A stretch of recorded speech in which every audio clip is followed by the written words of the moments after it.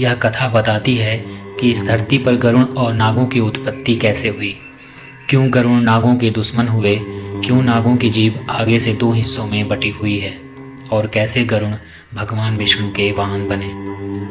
महर्षि कश्यप की 13 पत्नियां थी, लेकिन विनीता और कद्रु नामक अपनी 2 पत्नियों से वे विशेष प्रेम करते थे।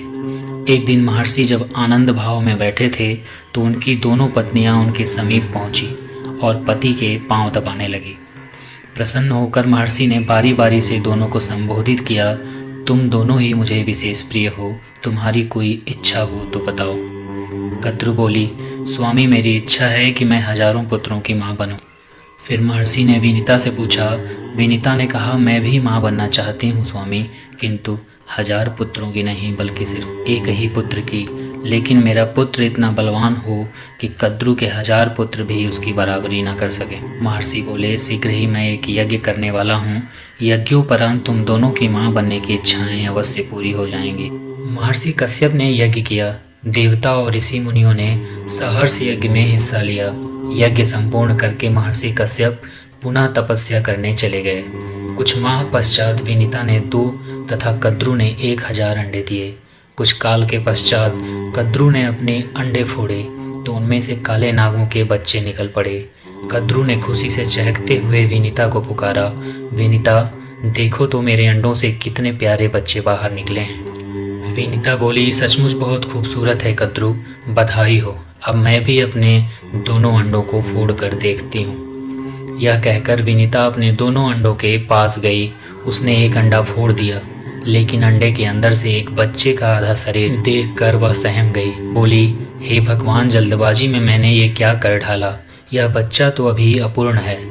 तभी फूटे हुए अंडे के अंदर से बालक बोल पड़ा, जल्दबाजी में अंडा फोड़कर तुमने बहुत बड़ा अपराध कर डाला है, फलस्वरूप तुम्हें कुछ समय तक दासता करनी होगी। विनीता बोली, अपराध तो मुझसे ही हो गया है, लेकिन इसका निराकरण कैसे होगा पुत्र। अपूर्ण बालक बोला, दूसरे अंडे को फोड़ने में जल्दबाजी मत करना। यदि तुमने ऐसा किया तो जीवन भर दासता से मुक्त नहीं हो पाओगी, क्योंकि उसी अंडे से पैदा होने वाला तुम्हारा पुत्र तुम्हें दासता से मुक्ति दिलाएगा। इतना कहकर अंडे से उत्पन्न अपूर्ण बालक आकाश में उड़ गया और विनीता दूसरे अंडे के पकने तक इंतजार करने लगी। समय पाकर अंडा फूटा और उसमें से एक महान तेजस्वी बालक उत्पन्न हुआ, जिसका नाम गरुड़ रखा गया। गरुड़ दिन प्रतिदिन बड़ा होने लगा और कद्रु के 1000 पुत्रों पर भारी पड़ने लगा। परिणाम स्वरूप विनीता और कद्रु के संबंध दिन प्रतिदिन कटु से कटुतर होते गए। फिर एक दिन जब विनीता और कटु भ्रमण कर रहे थे, कद्रु ने सागर के किनारे दूर खड़े सफेद घोड़े को देखकर विनीता से कहा, बता सकती हो विनीता, दूर खड़ा हुआ घोड़ा किस रंग का है। विनीता बोली, सफेद रंग का। कद्रु बोली, शर्त लगाकर कह सकती हो कि घोड़ा सफेद रंग का ही है, मुझे तो इसकी पूंछ काले रंग की नजर आ रही है। विनीता बोली, तुम्हारा विचार गलत है, घोड़ा पूंछ समेत सफेद रंग का है। दोनों में काफी देर तक यही बहस छिड़ी रही। आखिर में कद्रु ने कहा, तो फिर हम दोनों में शर्त हो गई, कल घोड़े को चलकर देखते हैं। यदि वह संपूर्ण सफेद रंग का हुआ तो मैं हारी, और यदि उसकी पूंछ काली निकली तो मैं जीत जाऊंगी। उस हालत में जो भी हम दोनों में से जीतेगा, वो हारने वाली को जीतने वाली की दासी बनना पड़ेगा। बोलो, तुम्हें मंजूर है। विनीता बोली, मुझे मंजूर है। रात को ही कद्रु ने अपने सर्प पुत्रों को बुलाकर कहा, आज रात को तुम सब उच्चे श्रवा घोड़े की पूंछ से जाकर लिपट जाना, ताकि सुबह जब विनीता देखे तो उसे घोड़े की पूंछ काली नजर आए। योजना अनुसार नाग उच्चे श्रवा घोड़े की पूंछ से जाकर लिपट गए। परिणाम स्वरूप सुबह जब कद्रु ने विनीता को घोड़े की पूंछ काले रंग की दिखाई तो वह हैरान रह गई। बोली, ऐसा कैसे हो गया, कल तो इसकी पूंछ बिल्कुल सफ़ेद थी। कद्रु बोली, खूब तसल्ली से देख लो, घोड़े की पूंछ आरंभ से ही काली है। शर्त के मुताबिक तुम हार चुकी हो, इसलिए अब तुम्हें मेरी दासी बनकर रहना पड़ेगा। विवस्थापूर्वक विनीता को कद्रु की दासता स्वीकार करनी पड़ी।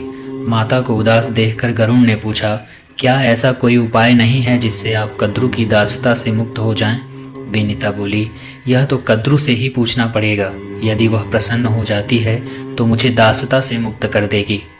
गरुड़ अपनी माता विनीता को लेकर कद्रु के पास पहुंचा और कहा, क्या ऐसा नहीं हो सकता कि आप मेरी माता को अपनी दासता से मुक्त कर दें? कद्रु बोली, हो सकता है, बशर्ते कि तुम मेरे पुत्रों को अमृत ला कर दे दो। यह सुनकर गरुड़ सोच में पड़ गया। उसने अपनी माता से पूछा, माँ, अमृत कहाँ मिलेगा जिसे लेकर मैं तुम्हें दासी जीवन से मुक्त कर सकूं?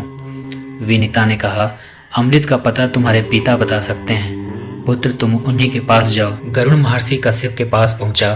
कश्यप अपने पुत्र को देखकर बहुत प्रसन्न हुए। गरुड़ ने उनसे पूछा, पिताश्री, मैं अमृत लेकर अपनी माता को दासता से मुक्त दिलाना चाहता हूँ। कृपया मुझे बताइए कि अमृत कहाँ मिलेगा। महर्षि बोले, पुत्र, देवराज इंद्र ने अमृत की सुरक्षा के लिए बहुत व्यापक प्रबंध बनाकर रखा है। वहां तक पहुंचना बहुत ही कठिन है। गरुड़ बोला, इंद्र ने कितनी ही कड़ी सुरक्षा व प्रबंध क्यों न किए हों, मगर मैं अमृत लेकर आऊंगा। आप मुझे सिर्फ उस स्थान का पता बता दीजिए। महर्षि कश्यप ने गरुड़ को इंद्र का पता बता दिया। गरुड़ ने फिर पूछा, पिताजी, मुझे भूख बहुत लगती है। कृपया मुझे यह भी बता दीजिए कि इस लंबे मार्ग में क्या खाकर अपना पेट भरूं। महर्षि बोले, अमृत जिस स्थान पर रखा है उस सरोवर तक पहुंचने में तुम्हें वक्त लग जाएगा। इस बीच समुद्र के किनारे तुम्हें निषादों की अनेक बस्तियां मिलेंगी। ये निषाद बहुत पतित हैं और इनके आचरण असुरों जैसे हैं। तुम्हें इन्हें खाकर अपनी भूख मिटानी होगी। गरुड़ बोला, और उसके बाद भी मेरा पेट न भरा तो? महर्षि बोले, सरोवर के अंदर एक विशाल कछुआ रहता है और उसके साथ ही वन में एक महाभयंकर हाथी भी रहता है।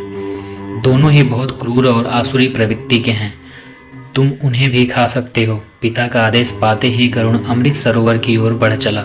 मार्ग में उसने निषादों को खाकर अपनी भूख मिटाई। फिर अमृत सरोवर पहुंचकर कच्छप और हाथी को अपने पंजों में दबाया और दोनों को खाने के लिए किसी उचित जगह की तलाश में उड़ चला। सोमगिरी पर्वत पर लहलाते हुए ऊंचे वृक्षों को देखकर जैसे ही उसने एक वृक्ष पर बैठना चाहा तो उनके भार से वृक्ष की शाखा टूटकर नीचे गिरने लगी। यह देख गरुड़ तुरंत उड़ा और दूसरे वृक्ष पर जा बैठा। जिस शाखा पर वह बैठा उस शाखा पर उसने उल्टे लटके कुछ ऋषियों को तपस्या करते देखा, लेकिन वह शाखा उनके भार से टूटकर नीचे गिरने लगी। यह देख गरुड़ ने शाखा को चोंच में दबाया और हाथी तथा कच्छप को पंजे में दबाए हुए वह अपने पिता के आश्रम की ओर उड़ चला। कश्यप के आश्रम में गरुड़ ने उड़ते उड़ते अपने पिता से पूछा, पिताजी, मेरे भार से उस पेड़ की शाखा टूट गई है जिस पर कुछ ऋषि उल्टे लटके तपस्या कर रहे थे। मुझे बताइए, अब मैं इस शाखा को कहाँ छोड़ूं? महर्षि कश्यप बोले, तुमने बहुत अच्छा काम किया है पुत्र, जो सीधे यहाँ चले आए। शाखा से उल्टे लटके हुए ये बाल खेले ऋषिगण हैं। अगर इन्हें कष्ट पहुंचा तो ये श्राप देकर तुम्हें भस्म कर देंगे। गरुड़ बोले, तो फिर बताइए अब मैं क्या करूं? महर्षि बोले, ठहरो, मैं ऋषिगण से प्रार्थना करता हूं कि वे अपना स्थान छोड़कर नीचे आ जाएं। महर्षि कश्यप ने ऋषिगणों से प्रार्थना की। बाल खेले ऋषियों ने कश्यप की प्रार्थना स्वीकार कर शाखा छोड़ दी और वे हिमालय में तपस्या करने चले गए। चोंच में दबी शाखा को नीचे फेंक कर गरुड़ ने भी आनंद से कछुए और हाथी का आहार किया और तृप्त होकर पुनः अमृत लाने के लिए उड़ चला। गरुड़ अमृत सरोवर के पास पहुंचा तो अमृत की रक्षा करते हुए महाकाय देवों और अमृत कलश के चारों ओर घूमते हुए चक्र को देखकर वह हैरान हो गया। उसने सोचा कि ये देव और चक्र देवराज इंद्र ने अमृत कलश की सुरक्षा के लिए लगाए हुए हैं। चक्र में फंसकर मेरे पंख कट सकते हैं, इसलिए मैं अत्यंत छोटा रूप धारण कर इसके मध्य से प्रवेश करूंगा। गरुड़ को देखकर एक देव ने कहा, यह कोई असुर है जो वेश बदलकर अमृत चुराने यहाँ पहुंचा है। हमें इसे खत्म कर देना चाहिए। दोनों देव विद्युत गति से गरुड़ पर टूट पड़े, लेकिन गरुड़ ने अपने पैने पंजों और तीखी चोंच से इन्हें इतना घायल कर दिया कि शीघ्र ही वे दोनों बेहोश होकर गिर पड़े।